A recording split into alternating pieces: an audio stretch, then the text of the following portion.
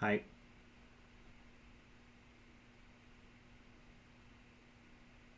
Hi.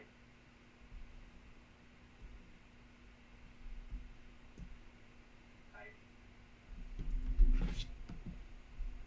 But this, now we found something that he's willing to take a stand on.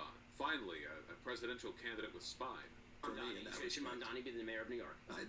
that's up for people in New York to make that decision. That's not for Jesus fucking Christ, dude.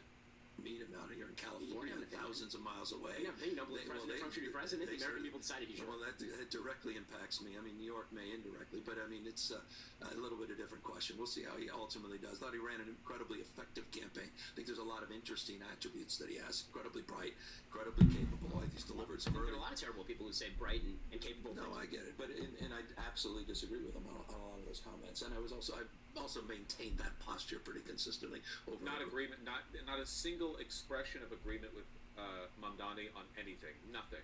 Only, oh, he's smart and interesting, and he ran a good campaign, which everyone knows and everybody agrees with. Wow, phenomenal stuff.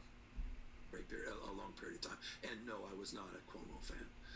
So just for the record, and sorry, As it turns out, there weren't a lot of Cuomo fans. Well, and I say this with respect. I mean, the Cuomo family is a good Democrat. His father.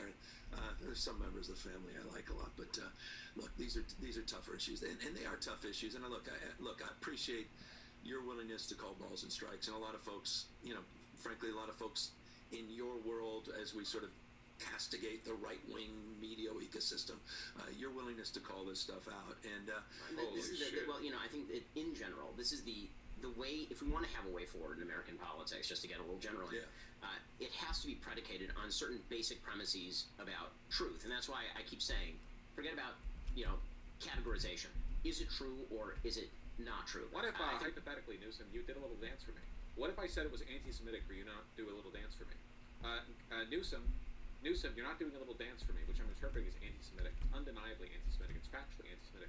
Imagine, if you would, a world in which you don't do a little dance for me, and I call you anti-Semitic, and that comes back to bite you. Do a little dance for me, Newsom. Newsom starts like tap dancing in front of him. One of the major failings of the Democratic Party in the last election cycle is the unwillingness to say whether it was true or untrue that a boy could become a girl, for example. Yeah. I think a lot of people looked at that and they said, this should be good. excuse me? How's this? Forget about the political ramifications or the policy ramifications for just a second. Can you say a boy is not a girl? And boys cannot just become girls. We can go down, and I feel like a year ago I was with Charlie having this conversation, which is remarkable. I'm curious. Did you? This is not. I'm just honestly curious when I'm asking this. It's not. There's not a loaded question. Did you or others in the right condemn the Trump policies as it relates to gender-affirming care including reassignment surgeries in the federal prison system under the Trump administration's first term? I mean, if I'd been aware of them, I would have condemned them. My company was the only company in America, I believe, that on a media level refused to use preferred pronouns for anyone. We use only biological pronouns since 2015, since we launched the company. No, and I say that because it's just not well known, but the Trump administration's policies allowed for gender assignment, affirming care, but hormone treatment, I think that's changed in operations. I mean, it was federal policy. Listen, I think that's wrong, and I wish that, frankly, you would go further. You've talked about the unfairness in sports, but to me, the bigger question is not unfairness in sports. The bigger question is whether we should be allowing the administration of chemical or surgical mutilation of minors based on gender dysphoria. Well, the Trump administration has some opinions. They've sued states like California, many other states. Holy shit! It's like there's actually a gun to his head. Like watching this. I think I'm actually switching over in my position. I think Gavin Newsom would actually be more destructive than Trump or JD Vance in 2028. Like just on its own, without any of the larger consequences.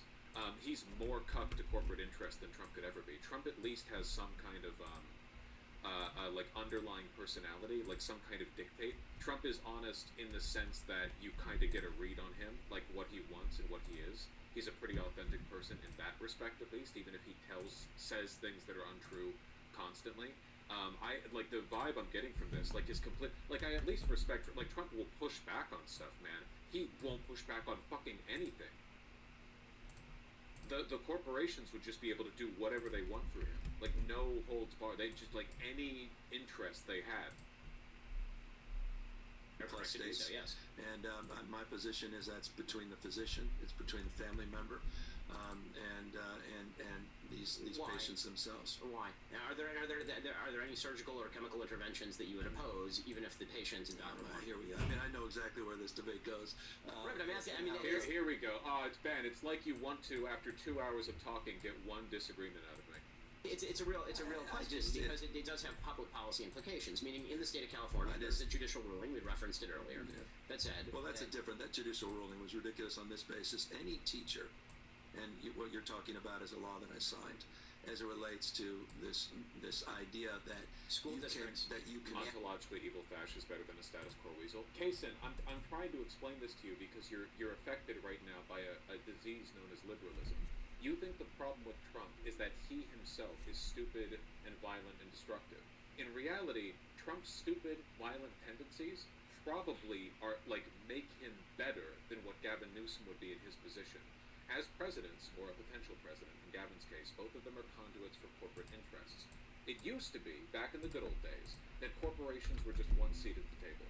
The president would sit down with them and labor organizers in the case of a dispute, or the people, and so on and so forth, and they would have to make considered decisions about what it is they wanted to do exactly. Now, the corporations have always had an undue say in things, but it has never been like it is now.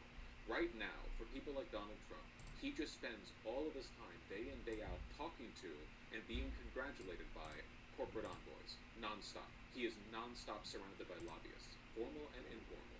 They can buy pardons off of him. They can get him to give them special permissions for the company with regard to trade or tariff exemptions. They can do anything. I don't see any reason, based on this interview, that Governor Newsom wouldn't be just as bad.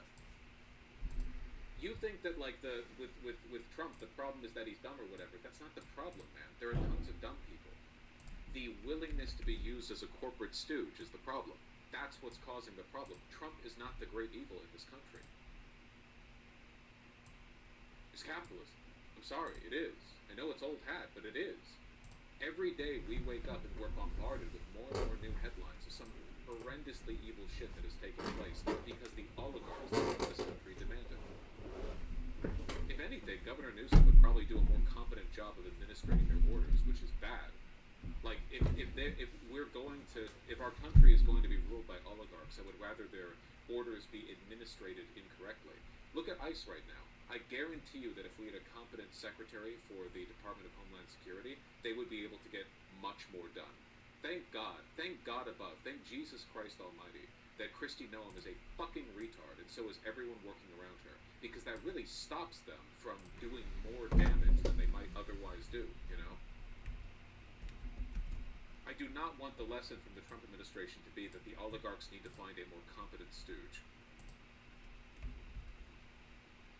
And teachers that you can fire someone for not telling on a child and saying that they're talking about being gay, not just trans issues, any LGBTQ issues, that you can be fired.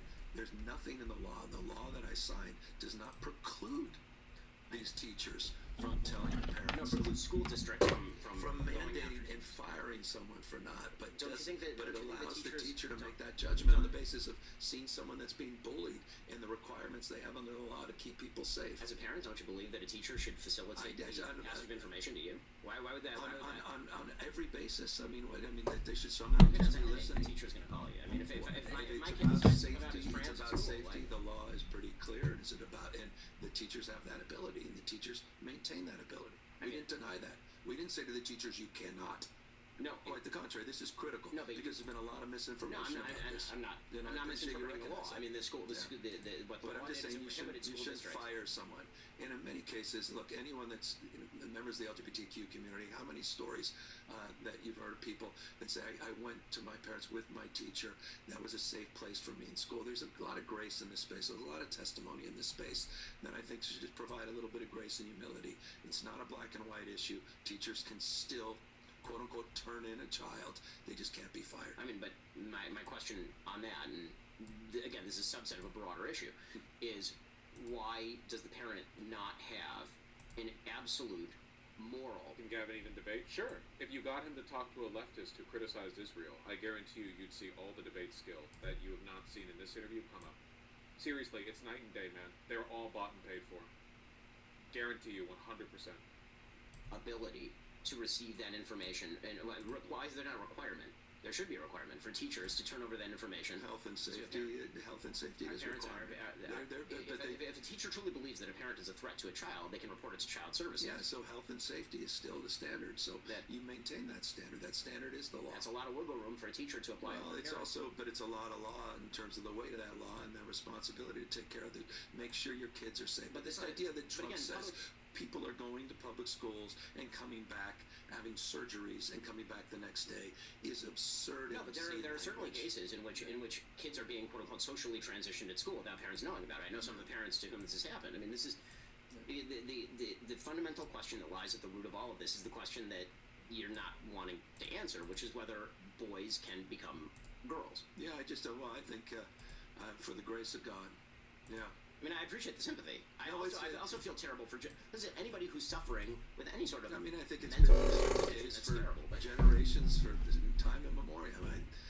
God bless. I don't know. It's a hard one. I just don't understand why it's such a. Why is it such a? I'm curious. I understand the political points. Why are you bringing up stuff we disagree on when you know perfectly well that I'm not allowed to disagree with you? What the fuck, man? See of it. It's not politically potent. But it just how. It's so few. We're talking about so few people. It's not about that are struggling with gender identity issues. A lot struggling with. But he speaks indistinguishably from how Republicans did about trans people back a decade ago. Now they're all openly genocidal, but back then, I have so much sympathy for people who are struggling with X or Y.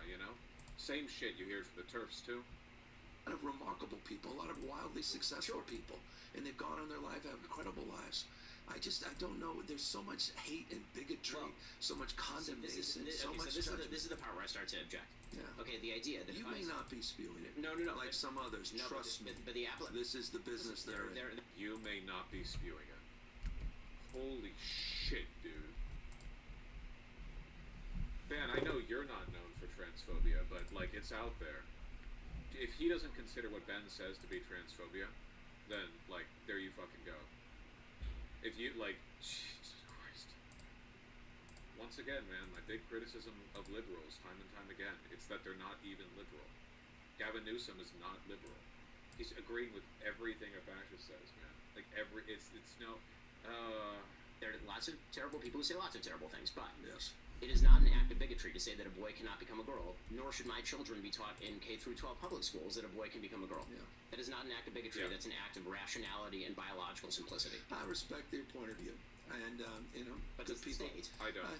Good people disagree on this. I know, but in a lot of states, not just California. Do you trust this guy to administrate over the federal government? Do you trust this guy to administrate even over the state government? This guy? California. Well-established rules, by the way, that predate me. Again, this is not where I started. But that predate me. Hey, I'm not responsible. When I'm running for president, I'm trying to get Republican donors to support me. Just remember, I'm not the one who supported those progressive laws in the state of California. And advocating on these issues, as some suggest, and look, I'm with the Governor Spencer Cox, who said about many of these issues. Let's not go that far. Newsom's not fascist over social issues. He is literally right now in this interview, in this frame of the interview, agreeing with a fascist on social issues. So much attention been placed on so few people. The problem is, I do think that on an electoral level, to go to the politics, it is a barrier to entry for a lot of people. When I agree with that. When you say boy can become a girl, and then just on a realistic. And by the way, I respect if that's your barrier to then listening to people on a myriad of other issues. So be it. It is what it is. I find it strange that even if you wish to have a public policy that pursues something different, we cannot just admit that boys and girls are two different things, and that a boy cannot become a girl. Why is this so difficult? Yeah, I understand your point of view. But just what a man. Truly the attack dog of the Dems, huh? Really the one guy with a spine. The one guy with a battle plan to fight against Republicans. Phenomenal stuff. Well and truly. You can really see. Listen, he might not be the wokest, but damned if he doesn't hate Republicans with every fiber of his being. Or so I've been told by Twitter liberals, Mm-hmm. Just any moment now, all of that seething ferocity is going to come to fruition. You're going to see it bubble up to the surface, and he's going to go absolutely sicko mode. You know, we've got 12 whole minutes left of the podcast. He's been really, really docile so far, but any moment now we'll see that famed Newsom energy. And you know, and I also respect Caitlyn Jenner. You know, I do. And I respect. Okay. He thought of one trans person to support. Just one. He thought of one. Quick, think of a trans person. For individuals. Well, no, I can tell you a story. This is there was a situation. By the way, I was speaking at University. And of this is British a harder Columbia. thing for me too. As you may know, and you probably do. I have a trans godson, and it's there's a little more. I find the humanity. I find different aspects of this, and different layers. This goes back to my sort of truth. I know you're facts over empathy. Well, I mean, here's the story. So I was speaking at University. Just a complete concession to the idea that the only reason you would ever believe in trans people is if you're willing to disregard the facts. It's again like his positions on this explicitly are reactionary. Not just reactionary, but like there are Republican states that are less reactionary than the stuff that he's signing off on here.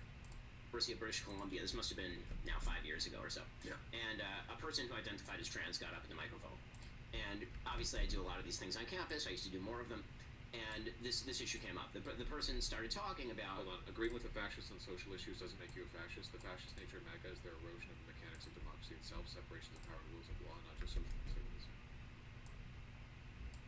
No. That's the difference between the implementation of a fascist government and a person's fascist political opinions. Also, you can have fascists in power who have not yet successfully unwound the constitutional fabric. Also, you can be fascist and follow the law. You've been arguing with me the whole damn thing. Just take 7 days. Punished for being a liberal. If you want to disagree, that's fine. But like on this issue, you have lost. I'm sorry. You have failed to come up with anything that effectively parries my words. What you're seeing right now is the Dark Souls "You Died" screen. Like you're like still hitting buttons on the controller after the massive two-handed mace slam came down. You failed to your roll timing was all off. His family's biological male. Again, you can use whatever pronouns you choose to use in a free country, but you can't force me to use pronouns that I believe are grammatically incorrect. By the way, I'm not sitting here, trying to browbeat you on pronouns. Oh my fucking god, dude! Hey, I'm sorry if I've come off too aggressive in this. By the way, I'm sorry. I know. I've been coming at you with this stuff. I'm trying to browbeat you. Oh my god. If it's him versus JD, I'm canvassing for JD. I'm only half joking. I'm like 30% joking. Maybe these are his consultants. Are you ready for a Vance presidency? Because that's exactly what we'll end up with if we nominate a far-left Mamdani-like candidate in 2028. The November elections proved what we've been arguing for months. The Democratic Party has to choose which project is more important, turning blue places bluer or turning red and purple places to blue. We know that focusing on the latter is the only way to defeat Trump and far-right extremism. History has shown that a moderate approach is the way Democrats win. Hear me out. Since 1980, Democrats have only won the White House once without winning a supermajority of moderate voters nationwide. So what does that actually mean for us? Mamdani won just 36% of the moderate vote. Take that and extrapolate it nationwide, and the results... Sorry, Third Way is a think tank formed in 2005. That's basically just, like their position has just been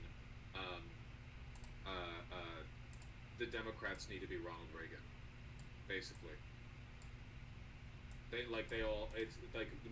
can never ever be progressive. Obviously, all of their money comes from like oligarchs and big corpos, basically no like on the ground work or anything. They have a bunch of GOP donors and stuff like that. I bet you these guys will support the fuck out of Gavin Newsom though.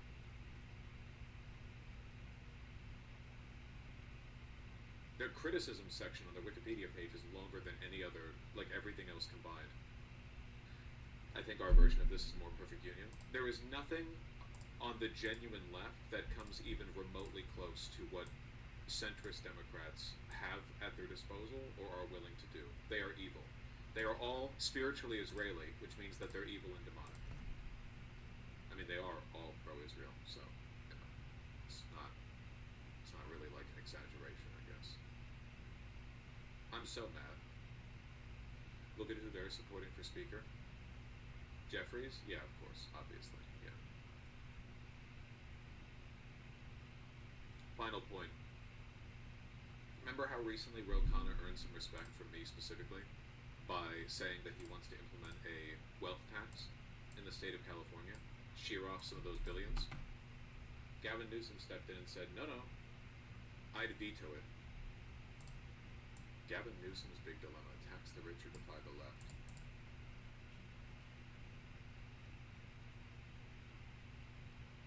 Isn't it more like tax the rich or run out of money? What do you mean defy the left? Like, yeah, tax the rich or go bankrupt. I don't know, what do you mean? You need money. You don't tax people for fun. Why do we need to worry about him if the electorate will obviously not vote for him?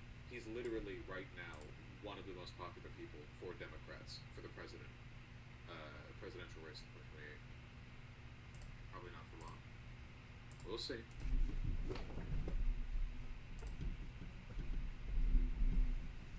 Now that's a guest I didn't expect. Why? Why not?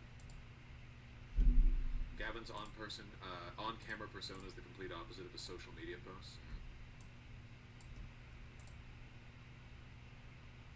I don't know who came here to watch Gavin School Shapiro or watch Shapiro School Gavin, but say what you will about either of these guys, people sitting down right now and having a respectful conversation is exactly what we need right now. Definitely not a positive sign if the comments under this video are reflecting the energy of, like, fucking Dave Rubin circa 2016, you know? Like, and we're talking about someone who could potentially be the Democratic presidential candidate. Ben Shapiro's fans came to his comments? Yeah, probably. Because when I got a Blu-ray player recently, by the way. I don't know. I mean, like, my main interest is that with 3-hour movies, you'd have to, like, split it between discs. Like, Get Up to play the Nexus, which sucks. Audio and video quality noticeably better. Noticeably better. I wouldn't say the DVDs I have are too bad, but I notice a difference. Also, I just get to say that I have a Blu-ray player, which is nice.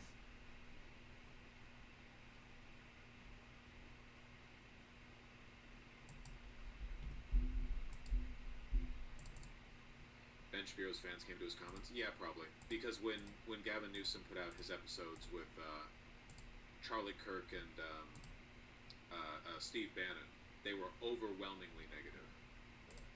Well, I'm mad. I'm angry. How about you guys? Looking forward to canvassing for J.D. Vance, I guess. That'll be interesting. That'll be novel.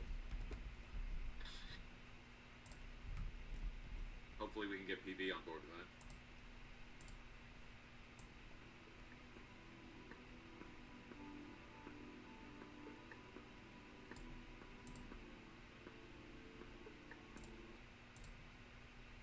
Today I'm thrilled to announce my plan to lower healthcare prices for all Americans and truly make healthcare affordable again. We're doing things that nobody's ever been able to do.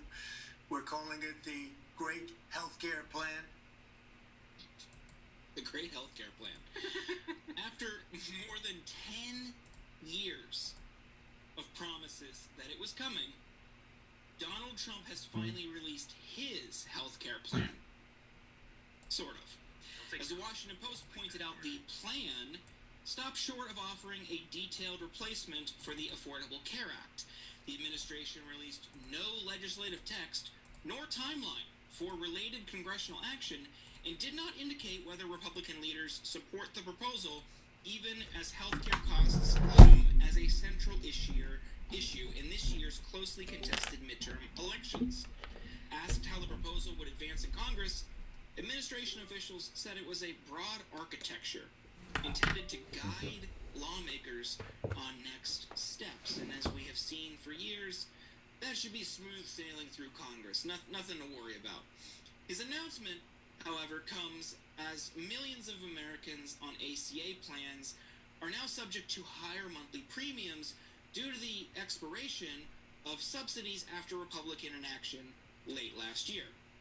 A KFF analysis last year found that people who buy insurance from the marketplace and receive financial assistance would see their premiums rise by about 114% on average, from $888 in 2025 to $1,904 in 2026. So what's in Trump's plan? Trump's proposal includes a mix of initiatives that are already underway, such as Trump's push to cut U.S. drug prices by linking them with the lower cost of drugs sold abroad, and some of his stalled ambitions, such as his desire to redirect billions of dollars in federal funding away from health insurers and toward average Americans.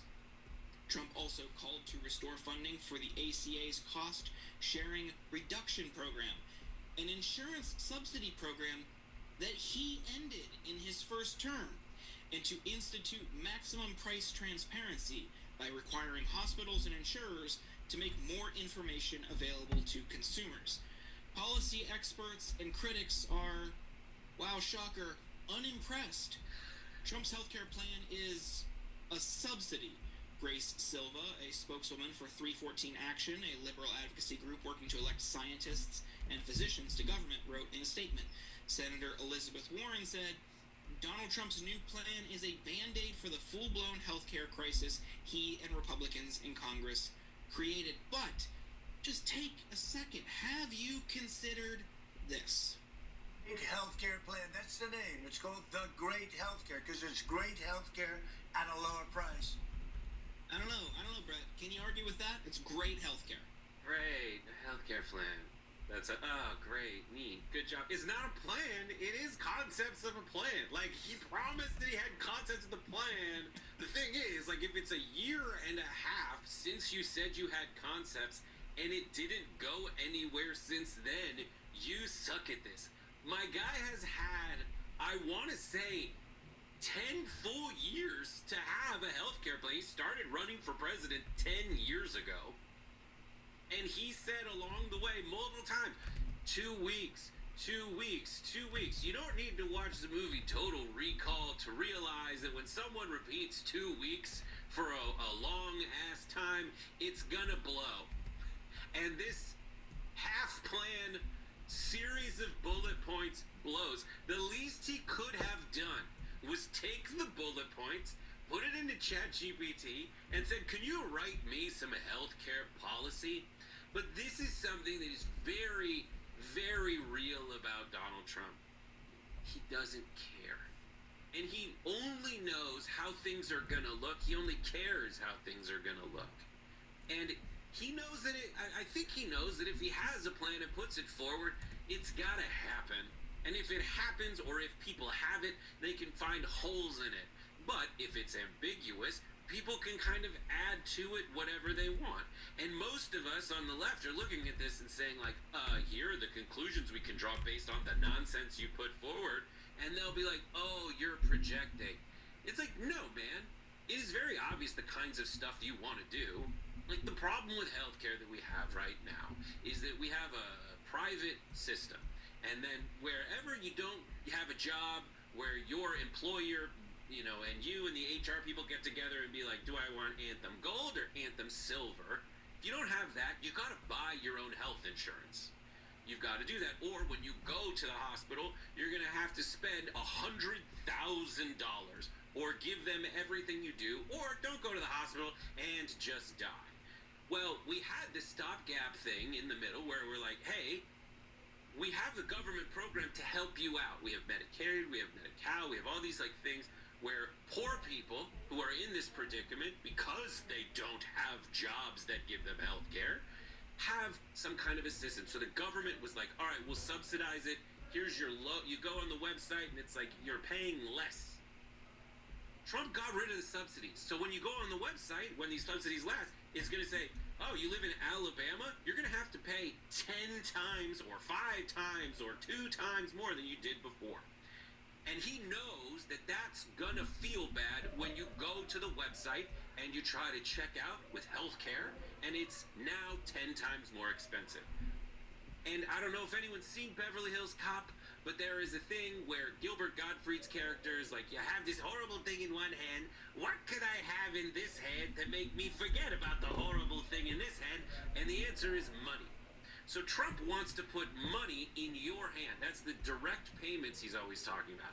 The problem is, the bill in this hand is much bigger and more expensive than the $40 he's going to put in this hand with Donald Trump. And he is relying on his supporters, who are disadvantaged, poor, whatever you want to call it. He's relying that just having a check will make them so happy, even though they owe more money than they did before. He's hoping they're stupid enough to think that giving them a few shekels is going to make them happier than if they actually were paying less and were better off with those healthcare subsidies. Part of the discussion around his concepts of a plan, some of his talking points over the past several months have been driving me insane, because his grand idea is ultimately, it was kind of, loosely nodded to in the Washington Post report, but he's talked about, redirecting money from the insurance companies to Americans. What do you think they would do with that? Like, what they're doing now is giving money to the insurance companies for a plan. And part of the problem here is that the subsidies, money from the government, was going to these people, sort of, to subsidize the cost that ultimately went to the insurance companies. What the plan is just like a different iteration of what currently exists, but you want to disassemble the Affordable Care Act marketplace, and then what? You just go to the website, you go directly to the insurance company's website? Okay. How is that different?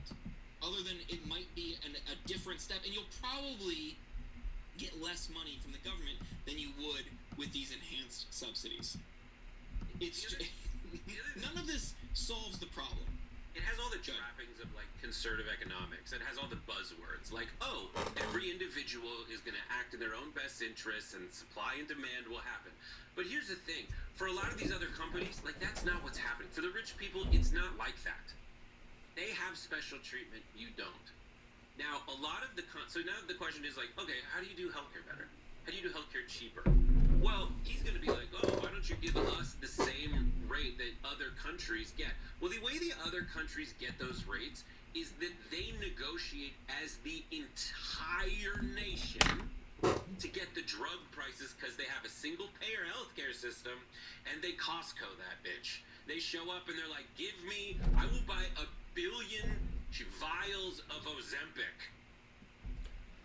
And you're making a lot of money because I'm buying 1 billion of them. Can you give me a wholesale price? Now what is Trump's actual plan with those subsidies? To do the opposite of that collective bargaining. He wants to fractionalize the bargaining and give it to individuals so that they have to go, do it on their own. Meanwhile, the places in the world with the different healthcare system, with the single-payer, government-run healthcare system, they not only live longer than us, but they spend less overall on that healthcare. Now, I'm willing to go to the table with that kind of negotiating framework. How about we start with the goal of something that is going to be cheaper and we don't die as soon? And then we can have, like, everyone's like, what's hilarious is, like, they say, oh, these other countries, they don't have, like, the top tier. You got a fancy disease, you're kind of screwed if you're in those countries, and America can do it. But the answer is, most people can't have access to that fancy treatment in America. The rich people are the only ones saying that. They are mad that you have to get into the same system with everybody else. I guarantee you, if we go to the single-payer healthcare system, there's still going to be fancy healthcare, because this will still be America. We have Medicare, and you also have, like, all these private Medicare systems that you can sign up for if you've got money to kind of buttress your coverage. That's still going to happen. That happens in places with single-payer healthcare. They also have private insurance companies. The difference is, here, you go in you got a scratch on your knee. If you don't have insurance, you got to pay them $10,000. But If my friend went to wherever he went on spring break and fell and cut his head open, he got stitches in an ambulance, and they were like, "Thank you. Bye. How much do I owe you? Nothing." That is how traumatized we've been in America. We don't have that experience. There's downsides to every system, but like, it is crazy in other countries where if you go to the hospital, they don't charge you anything. Same way if your house is on fire, you don't get a bill from the fire department. Yeah. It's when you talk to people in Canada, they laugh. I mean, you can pay, like the example that I was given by a friend who lives there. So yeah, you can pay, a little bit to have a private room, if you like a private delivery room if you're having a kid, or you could just maybe share a room and pay nothing. Okay, those are your alternatives. One of the options is not spiraling into medical debt because you can't afford it no matter what. That's not a scenario. That's only here. Why would we protect this? Why would we insulate this? But conversation for another day. Every time you ring the bell below, an angel gets his swings. Totally not true, but it does keep you updated on our live shows. Is there anything Trump can do, Michael Knowles, that you would say, I condemn it, and you hop off the Trump train, or are you going to tickle his taint for the rest of your life? Kyle Kalinske went no holds barred during a debate with the Daily Wire's Michael Knowles on the issue of Donald Trump's foreign policy. Knowles took the position of defending pretty much every single thing Donald Trump has done, including his decision to oust Nicolas Maduro and his effort to seize Greenland. Here was part of his argument for why Trump's interventionist policies are a good idea. America is a global empire. We just are. People can be upset about that, but unless your geopolitics comes strictly from Reddit, if your geopolitics actually comes from history, you recognize that we've been an empire since the Louisiana Purchase, okay? And we've been a muscular global empire since the Second World War. So President Trump's vision, I think, actually rejects two extremes. It rejects a conservative isolationism, and it rejects liberal internationalism, and it posits a conservative imperialism that says that we are going to recognize our role in the world, but we are going to pursue that role in limited ways with America's interest at heart. Kyle took issue with Michael's excuses and made the case for why empire building isn't the way to go. We don't have a right to act like this around the world. We're supposed to be a nation among nations, not a nation above nations. And they used to at least lie to us in the past and say that this is good for the world and we're spreading freedom and democracy. Now they don't even bother to lie. Now it's naked, rank, disgusting imperialism where they say, we're going to take the oil, and the point is that we're going to take the oil. We're going to take the minerals. We're going to take the precious metals. We're doing this for our corporations. We're doing it for the Epstein class, the billionaires. And this, to piggyback on what Dave Smith said, is frankly not what many of the MAGA voters thought they were signing up for. They thought America First actually meant America First. If you sign on to stuff like this, you're saying might makes right and the law of the jungle is back. They're never going to address that fundamental question, which is, why do we have a right? Do we actually believe in international law, or was that all a joke? Are we rolling the clock back to the 1700s and the 1800s, and we're going super primitive style here? And I think the answer to that is yes. Law. Michael Knowles' retort to that was that international law goes back to antiquity, and that's when things got testy. He bombed fishing boats from Venezuela, Trinidad, and Tobago, and Colombia. He just did the regime change in Venezuela. He bombed Yemen and Somalia and Nigeria and Iran. He's threatening Greenland and Panama and Canada and Cuba and Mexico. And you sit there the whole time and act like it's okay. Is there anything Trump can do, Michael Knowles, that you would say, I condemn it, and you hop off the Trump train, or are you going to tickle his taint for the rest of your life? No, there have been plenty of Trump policies that I've criticized because he's only right about 99.78% of the time. So the First Step Act, I thought, was a misstep. But I would say the rest. Excuse me. I would say the rest of the administration has been very successful. What's your problem? What's my your problem is that you're a cuck and you're a hack and you're not an independent thinker and you're meat riding Trump. Why do you say know that what he's doing in I just answered your question. You don't care. Brett, I want to bring you in here first on Michael Knowles' points and also Kyle's fashion sense. Team Clint's it's amazing, dude. It's just like you got bleach blonde hair, a silver shark skin outfit, and Ray-Ban with an ombre. Like, I'm wearing a golf outfit right now. I'm making fun of him. It is just so perfectly emblematic of what discourse in America is when when people who know Piers Morgan watch internet. And like it reveals like Kyle looks like this, but Michael Knowles reveals like Kyle looks like this, but Michael Knowles looks more ridiculous. Like, Michael Knowles thinks he's charming when he says, 94.7% of the time I answered your question. The Daily Wire, the Daily Wire tweeted that out proudly. In his, like, diatribe on antiquity and the League of Nations. Like, on the merits, dude. Right now, Canada is being friendly with China because they're finding another way when we get weird. Like, the soybean market, we're getting annoying. Trump thinks it's better to invade and take over Greenland when the obvious answer to the thing he's talking about is NATO. Like, what are you talking about? Yeah, we run the joint, and we have other people that can help us out with it. We're not going to be big enough and strong enough to keep these folks with us a long time, and Trump is driving other people to find another way. And he's not good enough or smart enough to get them to come back to our side.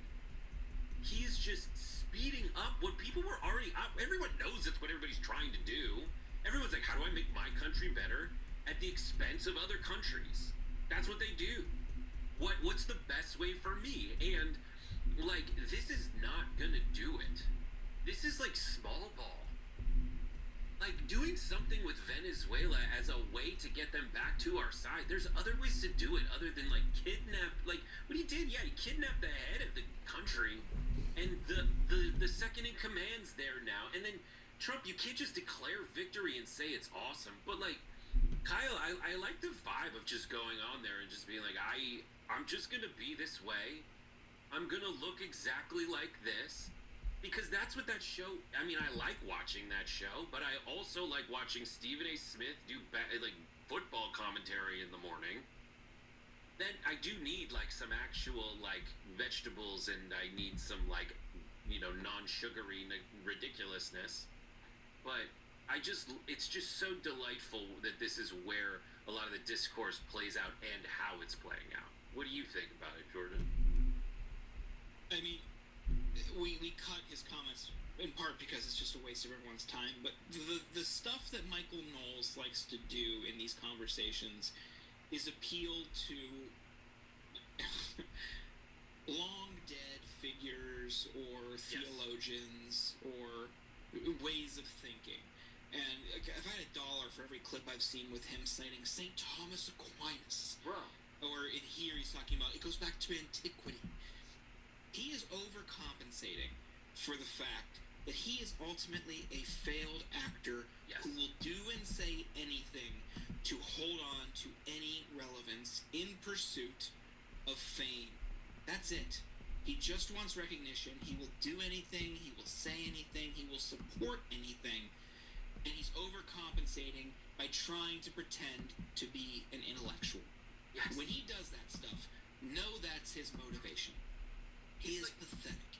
Yeah.